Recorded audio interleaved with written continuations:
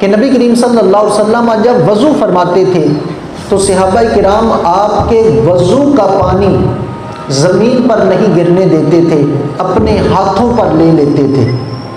نبی کریم صلی اللہ علیہ وسلم نے جب اپنے غلاموں کی یہ محبت دیکھی تو پوچھا، اے میرے صحابہ تم ایسا کیوں کرتے ہو؟ عرض کی، یا رسول اللہ صلی اللہ علیہ وسلم آپ کی محبت میں ایسا کرتے ہیں۔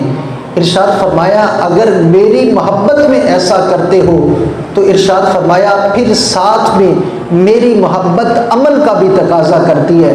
ارشاد فرمایا کہ اگر مجھ سے محبت کے دعویٰ دار ہو تو پھر جب تمہاری زبان کھلے تو تمہاری زبان سے ہمیشہ سچ نکلے، کبھی جھوٹ نہیں بولنا ہے۔ نمبر 2 ارشاد فرمایا اگر مجھ سے محبت کرتے ہو تو پھر امانت میں خیانت نہیں کرنی۔